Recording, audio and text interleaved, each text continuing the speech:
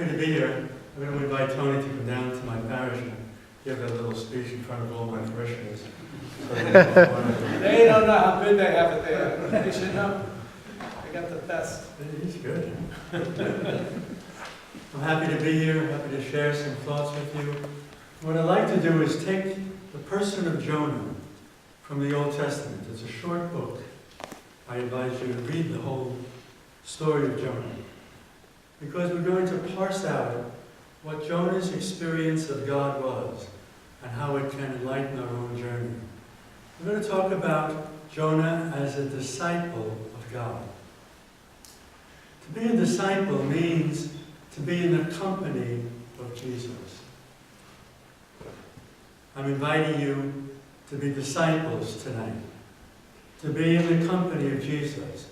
You have just been disciples, beautifully in the company of Jesus in the Blessed Sacrament, in a very moving experience we have just had together.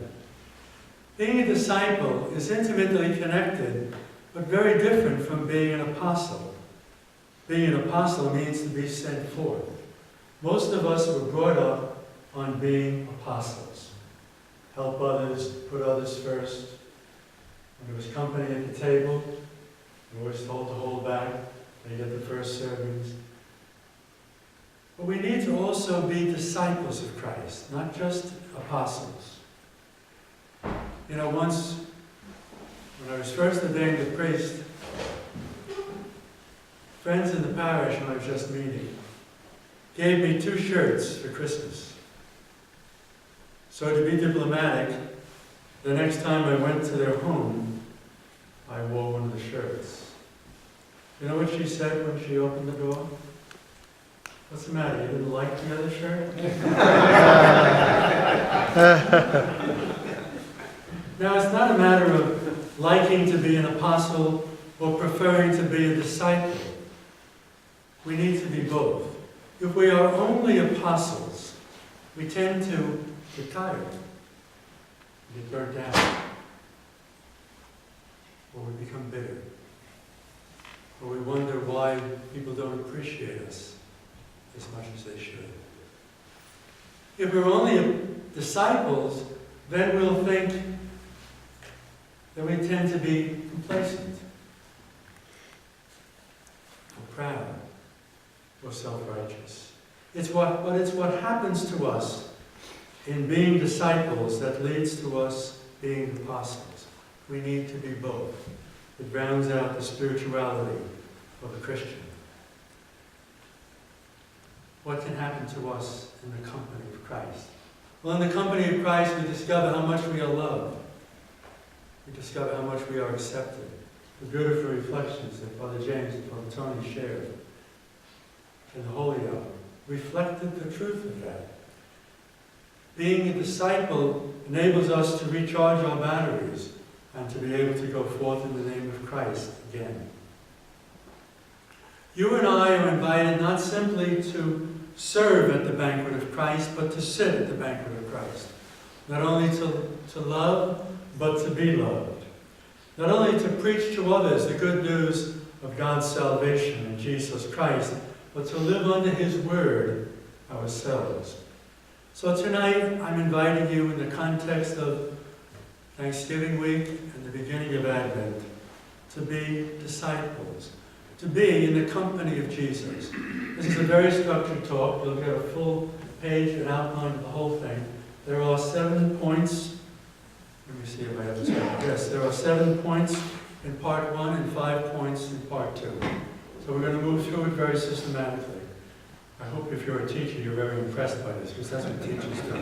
Teachers also don't give out the papers beforehand, because then you won't pay attention to me when you're reading. The only thing that would be helpful in having the pages is that you don't despair halfway through as to where we are. So I'll keep you going. 7 points, 5 points, and coffee and cake.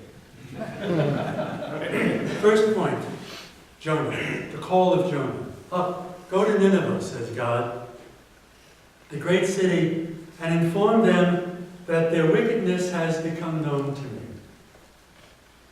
That's how the story begins. Jonah's first response is not to do what God asks of him. Jonah decided to run away from God, and he goes to Tarshish. He gets in a boat. A storm breaks out. They cast lots to determine the source of their trouble. The lots fall on Jonah. These were good people in the book.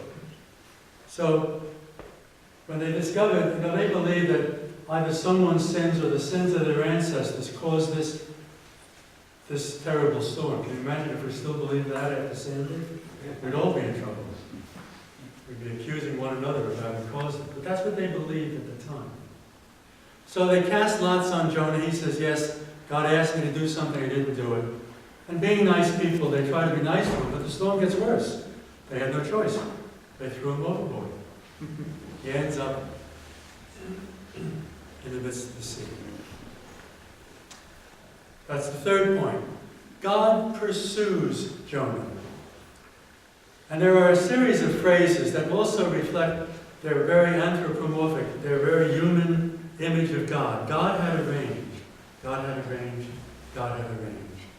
God had arranged that a great fish should be there to swallow Jonah. We know that he's in the belly of the whale. 3 days and 3 nights. Now, God has Jonah right where he wants him. From this vantage point, they talk. Or better yet, Jonah prays. And he prays in this way. Out of my distress I cried to Yahweh, and he answered me. From the belly of Sheol I cried, and you heard my voice. All your waves washed over me. The seaweed wrapped around my head. The water surrounded me right to my throat. But you lifted me up, Yahweh, my God. Sounds like a pretty good prayer. But we're going to see what happens to that prayer. Because I suspect that some of us have some pretty good prayers, but they don't necessarily always reflect what's going on inside. Jonah really doesn't have a change of heart. He goes to Nineveh because he can't escape God. But he goes with anger inside of himself. And when we get to part 2, you may relate to some of that. So point number 4, listen to how Jonah is very eloquent with God. But I, with a song of praise, I will sacrifice to you. Sounds like he's doing God a favor by obeying, doesn't it? I will sacrifice to you. The vow I made I will fulfill. Salvation comes from Yahweh. So God says, well, good. Now do what I asked you. He renews his request. Up, go to Nineveh, the great city, and preach to them as I told you to. Jonah goes to Nineveh. He proclaims a message of repentance. Only 40 days more, he walks through the town. Only 40 days more, and Nineveh will be destroyed. Jonah is far more successful than I could ever hope to be tonight. Everybody is converted. I mean, if all of you are converted tonight, I'm going to charge Tony double for coming here. Everybody is converted. Everybody has a change of heart. They throw a feast, they put on sackcloth and ashes, and they celebrate the mercy of God in their lives. So point number 5, God relents of his anger. And God relented. He did not inflict on them the disaster he had threatened. Point number 6. You'll be happy to know that we're already up to point number 6. Jonah's third response. You'd think that, well, this is a nice story. God asked Jonah to go and do something. He doesn't do it. He runs away. He goes someplace else. He gets caught. He gets thrown into the sea. He gets swallowed by the whale. He agrees to do what God asks him to do. He's very effective and successful as a preacher. And God relents of his anger and the people are happy. No losers in the situation, right? But that's only the end of chapter 3. There's a 4th chapter in this little book in the Old Testament. It says, Jonah was very indignant at this. He fell into a rage. What does he say? What is he indignant about? God relented of his anger. Why wouldn't God relent of his anger? Jonah preached to them. But Jonah went with anger in his heart.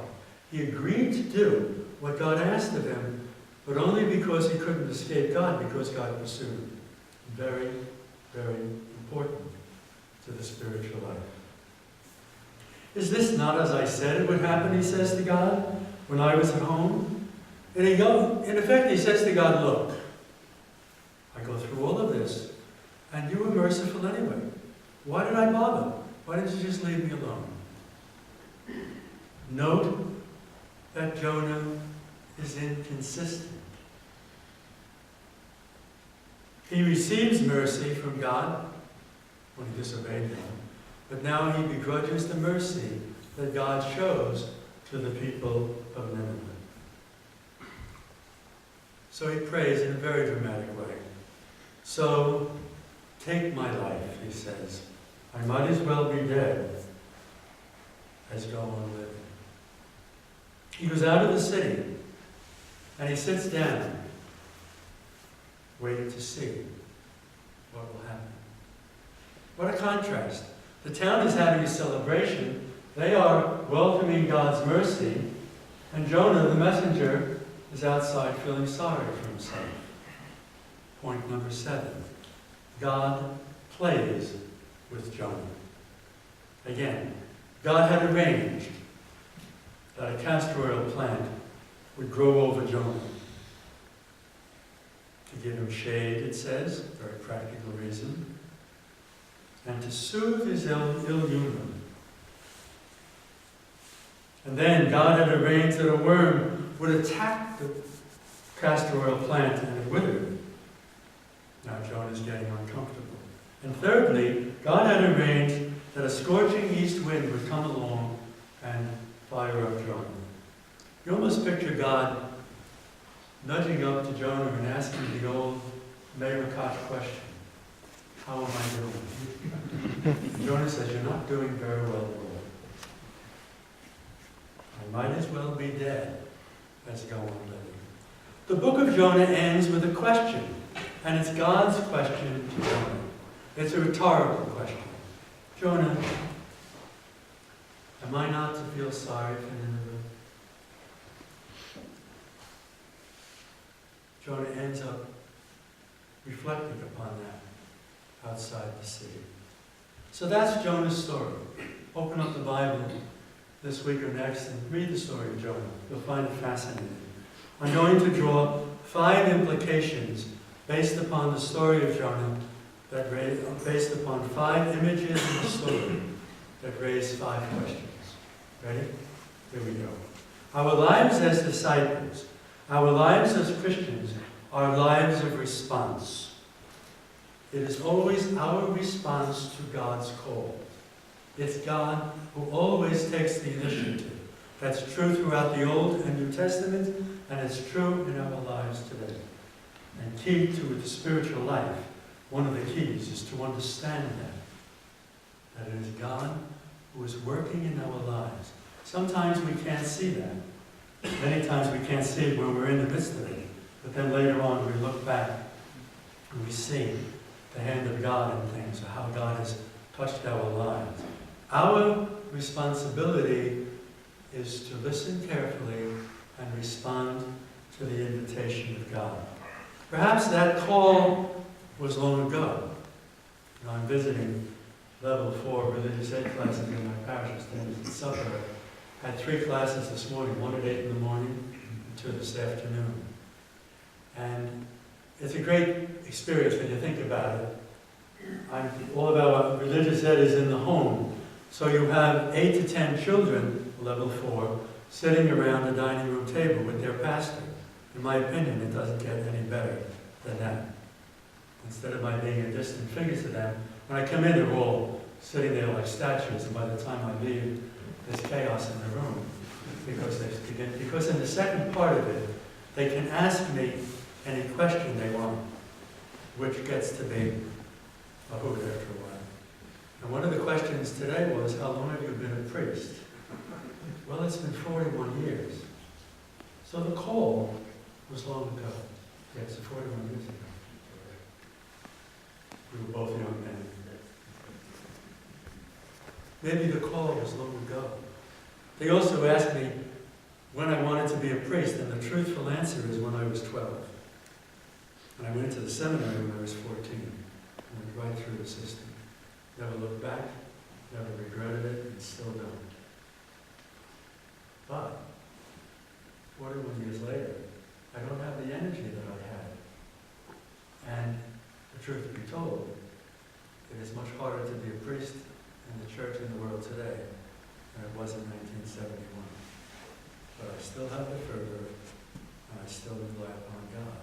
So where is that call for you? That call may have been long ago. You may need to revisit that. Or it might be more a renewed dedication to what is all too familiar, to a daily routine that can sap our strength and drain our interest. It is not easy to remain faithful and enthusiastic over the long haul. So where is that call now? Where is God calling you? What, or better yet, where is Nineveh for you?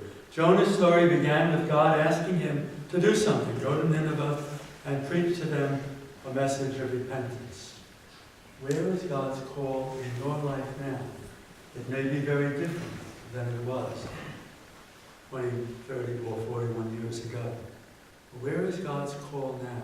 And that call may be a renewed dedication to what is all too routine and familiar, and yet still needs to be lived in love. Secondly, from the start, discipleship involves a struggle. It's a struggle between our wishes and God's desires.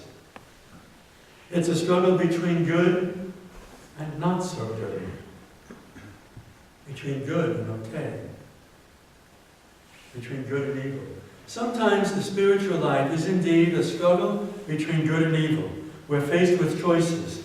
We need to make choices. And sometimes people make choices, as we've even seen in the newspapers in the last several weeks, that are very destructive to their lives. But the spiritual life is not simply the struggle between good and evil. If we define the spiritual life as the struggle simply between good and evil, then we will tend to justify ourselves by the evil we don't do. It's sort of the person who comes to confession and goes to the 10 Commandments and ends up feeling good because I only broke 2 of the 10. The spiritual life, in order to grow in the spiritual life, we need to choose between goods. Between one good and another. We need to discern that. We need to see what it is. So what, or better yet, where is Tarshish for you? I've traveled a lot in my life, having lived in Italy for 5 years, like Tony did as well. And I love to travel. I've never been to Nineveh. It's probably a very nice place. It is simply not where God asked Jonah to go. And that's the problem with it. So where is that good place in your life that you hide in? And you can justify it. You know, I live alone. I've lived alone for 10 years, except for last semester when I had a young priest living with me, which became quite a story in the parish. I used to live alone. Now I had to share the house. I wanted to live alone when I moved to Holy Cross. I did a lot of writing at the time for the Loyola Catholic and then other things, and I wanted more solitude. But I also have to ask myself the question, is that Nineveh or Tarshish? If I get so used to my solitude and my life, with the recent storm, my nephew Michael and his wife and their little boy Liam, who will be 3 next month, had just moved to Smithtown when the storm hit. They didn't have electricity, but I did. So for 9 days I had a 3-year-old in the house and Buster the dog. So now the thing of the parish is, well, you had Father John living with you last semester, then you had Liam, who was easier.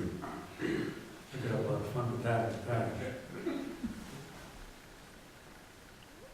I like my solitude. But if my solitude becomes an escape, My solitude, in other words, what's the difference between solitude and selfishness? Now, you can put your own stuff in there. It's probably, it may not very well be solitude. Maybe alcohol. Well, I enjoy a good drink. There's nothing wrong with that. But is that Nineveh? Or is it Tarshish? We need to let go of anything that can keep us from enthusiasm for God. So where is Nineveh? Where is Nineveh for you? Where is God inviting you to be? Where is Tarshish for you? Where do you escape to? And it's a good place to be. You can justify being there. But in your heart of hearts, you know that it's not enough. Our circumstances change as we get older. Perhaps you've raised a family and your children are grown. Perhaps you're involved in the lives of your grandchildren. Perhaps your circumstances have changed in any number of ways. Where is Nineveh? And where is Tarshish? Where is God inviting you to be? Where are you escaping to? Thirdly, discipleship is ongoing and dynamic. And that is true for two reasons. First, because we change and grow. We're not the same persons as we move along in life. And secondly, discipleship is ongoing and dynamic because God doesn't give up on us. God didn't give up on Jonah. Not only does God initiate the story, God pursues Jonah. The ship ends up in a storm. God boxes him in. He's swallowed by the whale.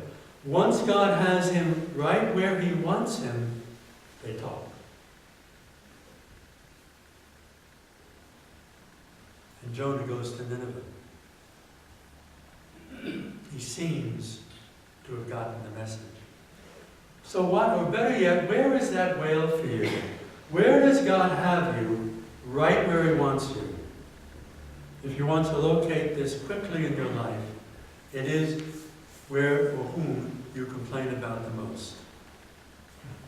Think about it. It could be your family. It could be your wife. It could be a job, which you've been doing for many, many years. Where does God have you? Right where he wants you. We think God can't be there. We deflect God's presence by our questions or our complaints. Why does God allow this to happen? Why did God do this to me? Where does God have you? Right where he wants you.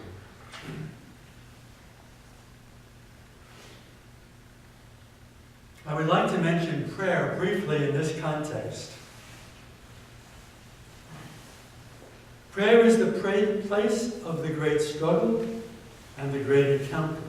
But prayer is primarily the place of the great encounter. I think, both by our society's influence and other ways, I think that too much of our prayer is introspective. How am I going to be a better person? Dear God, please give me more patience. Everybody I know, including myself, wants more patience. Christianity is not a program of self-improvement. Christianity is an experience of grace. We spend far too much of our time in prayer on ourselves. Introspection is not healthy in the spiritual life. And it's been fostered in different ways spiritually in our church, without going into it, that I object to. Introspection is like going to the dentist. I don't know anybody who likes to go to the dentist.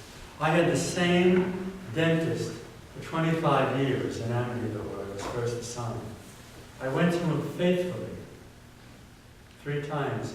I went once every 8 years. He never found anything wrong with my teeth. It's scientific proof that chocolate is good for your teeth. And then he eventually got older, he had eye problems, he died. I got a new dentist who was my old racquetball partner when he was a kid in Amityville. He was now a dentist there. And he had been waiting for years to get me in his dentist chair. You go to the dentist, and if you didn't have a toothache when you went in, You certainly have a toothache when you left. Because he picks and he claws. He doesn't get paid for finding good teeth. He gets paid for finding problems. That's the problem with introspection in spiritual life. If you sit there, if you spent this holy hour thinking about yourself and beating yourself up and thinking of how you've got to be better, you wasted the holy hour. Because if you pick and claw enough, you'll get discouraged. We can all beat ourselves up. I can go to bed tonight and have done a dozen good things. But there was a musician at Mass who drove me crazy just before the funeral for the 19-year-old that I had. And I wasn't very patient with it. I can beat myself up about that. I try to justify it, but I wasn't patient. He provoked me, but he wasn't patient. We need to get immersed in God if we're going to grow in the spiritual life. And being immersed in God doesn't leave me off the hook if I was impatient or whatever. That's my business to deal with in the sacrament of reconciliation. But getting caught up in God is getting caught up in a much larger picture. So prayer is not so much the place of the great struggle, although the struggle is there. It's primarily the place of the great encounter. It's not a matter of just saying prayers, but of being a man of prayer. There's a great difference, especially in attitude. The basic stance of all prayer, whether it be liturgical prayer, intercessory prayer, the prayer of the faithful, personal prayer, prayer with the Psalms, reading Scripture, all prayer is adoration of God and all of God's glory. And that adoration of God and all of God's glory takes place in the midst of our doubts, our fears, our preoccupations.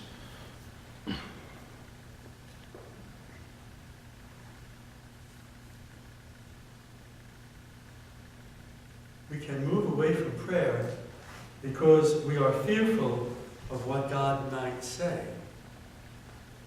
God may ask me something that I don't want to do, like Jonah. Or we can move away from prayer because we're not sure God is there. That's a very serious issue, for sure. So where is the will for you? Where does God have you? Right where He wants you. That's where you should pray from. Not where you think you should be. Not where, I should be better. I should be better by this point in my life. I should be this, I should be that. Let all the shoulds go and immerse yourself in the presence of God. Where God has you right where He wants you is the place from which you pray by becoming immersed in God. Fourthly, discipleship means following where you would rather not go. Jonah goes to Nineveh. He lives his discipleship. He does what God asks of him. This leaves him in a heap outside the city, angry and resentful. Do you ever wonder what you have to show for your discipleship? Are you angry or resentful that God, that the church, that others in your life? We can easily end up on the emotional heap of loneliness or disillusionment. Jonah went to Nineveh. He did what God asked of him, but he didn't have a change of heart. He did it with resentment. And so instead of joining the party and rejoicing in the mercy of God, he's outside feeling sorry for himself. And God doesn't let him off the hook. So you've done your part. You'll be faithful. What do you have to show for it? Again, you don't get caught up in God. You simply get caught up in yourself. You're in trouble. Loneliness is one thing. But I'd like to just concentrate on disillusionment for a moment. In Luke chapter 13, verse 24, it says, "Try to enter through the narrow door. Many, I tell you, will try and be unable." Now, We've all heard that. We've all preached about it, heard sermons about it. And many times, I think, when we think of entering through the narrow door, we think about all the things we own, all the possessions we have, all the things we've accumulated. I've got to get rid of all of this in order to enter through the narrow door. I don't think that's the issue. We're just seeing people in the storm that we just had being stripped of everything. Tragically so. I think that to enter through the narrow door, we need to shed our illusions. Illusions as distinct from ideals. Illusions are untrue attitudes with which we approach life. Ideals, on the other hand, are truths that guide us and inspire us as we grow. So we all have ideals. We grew up with ideals. Many of us chose the path in life that we chose based upon ideals. But illusions are something different. They're false attitudes. Carl Jung, in his book, The Stages of Life, and while Carl Jung was not a believer, he had psychological insights that I found years ago to be spiritually fruitful. Here's one of them. He says this: thoroughly unprepared, we take a step into the afternoon of life. Worse still, we take this step with the false presupposition that our truths and ideals will serve us as hitherto. But we cannot enter the afternoon of life according to the program of life's morning. For what was true in the morning will be little by evening. And what in the morning was true will by evening have become a lie. Now, he spoke from a psychological perspective, but I think that has importance for us. Think back over your life. You know, perhaps you made a deal with God early on. God, I will be good, I will be faithful, but you've got to take care of me. Did God ever agree to that? Is that the covenant that he said? Not the one in the Old Testament. But many of the disappointments in life that we have are the results of the expectations we placed upon life in the first place. And that's true of the expectations we place upon one another. So I would like to mention 4 illusions that I think are operative in our lives spiritually. First, the illusion of immortality. Not just that I'll die someday,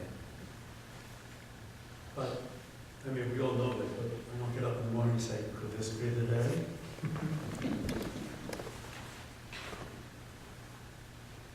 But the fact that I live with limitations now, the fact that I'm not in control of life. The illusion of immortality it contains the illusion that I'm in control of life. Most of us are control freaks. We like to control our calendars, we like to control our time, and all the rest of it. But we're not in control of life.